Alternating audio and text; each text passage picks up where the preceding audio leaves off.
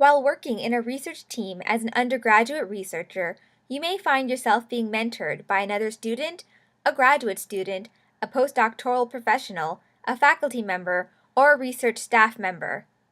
This module is designed to provide you with an overview of what you should expect from your mentor and to prepare you in your role as a mentee. In this module, you should familiarize yourself with the concept of mentoring, define the roles of mentors and mentees in a mentoring relationship, and learn about the expectations of mentors during a mentorship experience. Let's get started.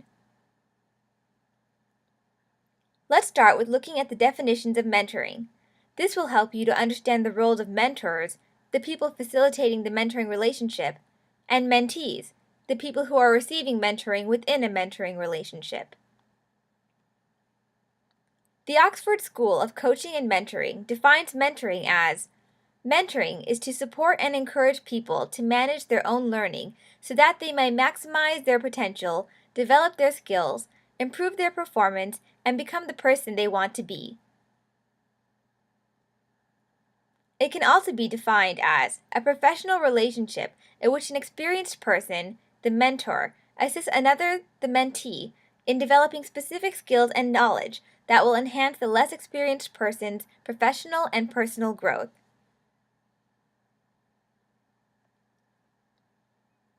Mentoring is giving a mentee time, attention, insights, and advice. Mentoring is about helping a mentee develop social capital to complement their development of technical and intellectual capital. Simply providing resources for a mentee to accomplish a research project, like assisting a mentee in developing technical and intellectual capital, is not mentoring. Mentoring involves moving beyond technical and intellectual assistance and entering into a meaningful personal interaction with the mentee.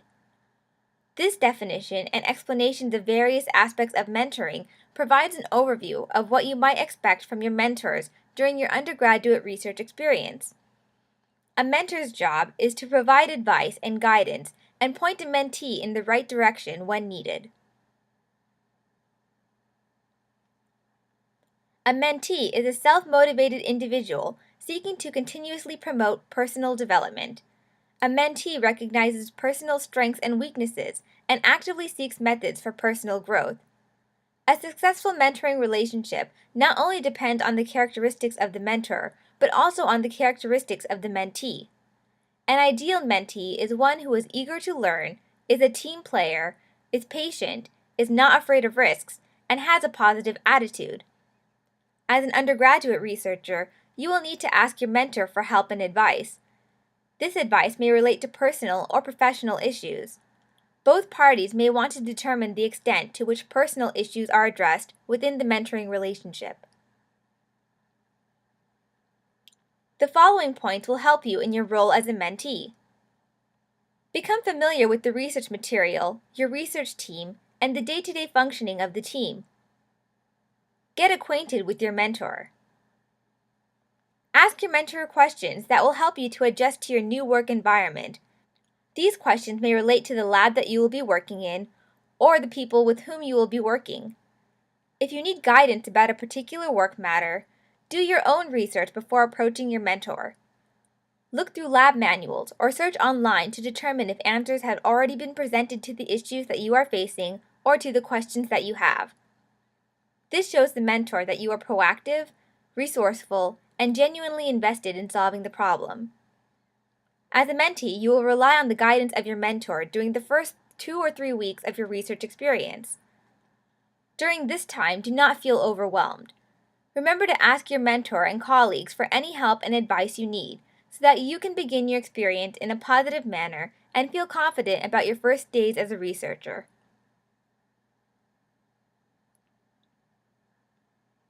As a mentee, it sometimes is difficult to understand the roles and responsibilities of your mentor. Similar to the mentor, a mentee has roles and responsibilities too. This section will explain to you what you should generally expect from your mentor and some tips on being a successful mentee. One of the key elements of a successful mentee-mentor relationship is communication. Although mentors often discuss with their mentees the types of communication that might be best for them within a research experience, it is not uncommon or inappropriate for a mentee to initiate a conversation about communication. Among these questions may include the following. What methods of communication do you prefer? Email, telephone, text messaging, face-to-face? How often would you like to communicate? Weekly? Bi-weekly? When communicating results of your research or experiment, make sure you have either a hard copy or electronic copy of the topics that you will be reporting. Just saying, the plot looks like this or that is not enough. Instead, get a copy of the said graph, since it will be easier for your mentor to understand what you are saying. Presentation of these artifacts also allows you to focus on the key points of the results and to engage in a more fruitful conversation with your mentor.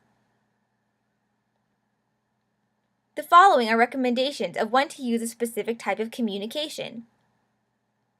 Email. Sending a document or information for review or for quick communication, such as scheduling a meeting or providing an update of schedule changes. The phone.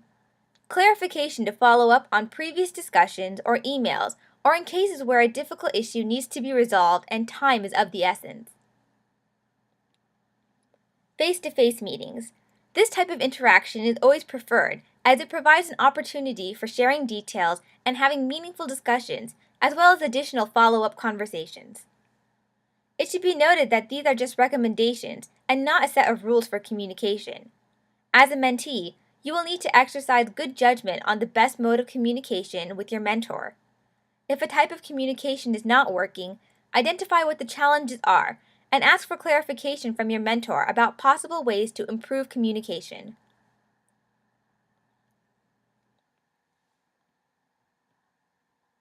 Prior to meeting with your mentor, determine what the agenda at that meeting is going to be.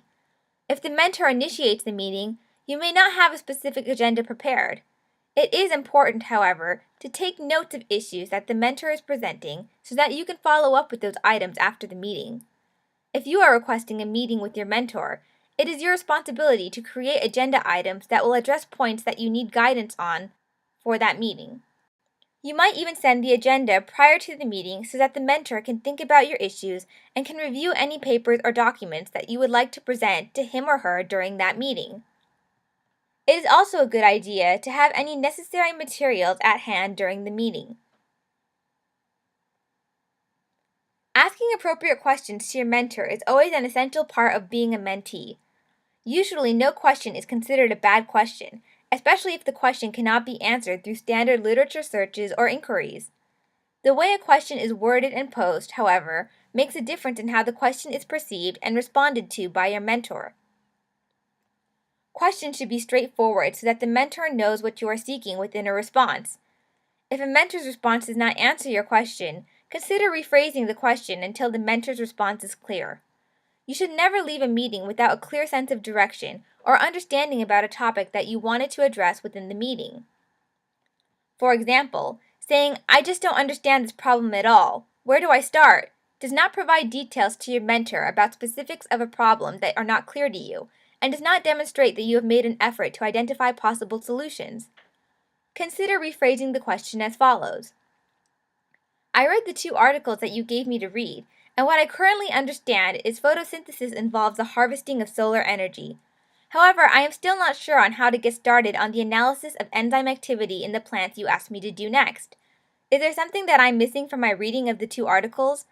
Can you help me make a connection between the 2 articles and learning the methodologies that you asked me to do? I'm hoping that this will help me to complete the task to your standards.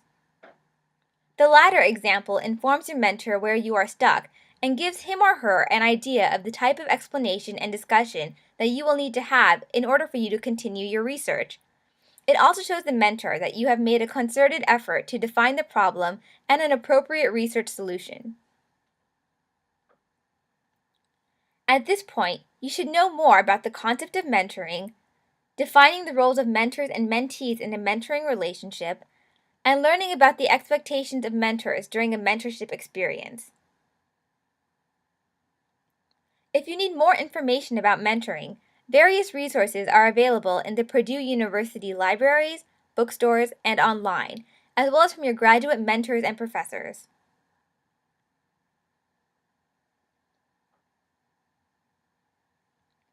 We hope you enjoyed mentoring. Thank you for watching.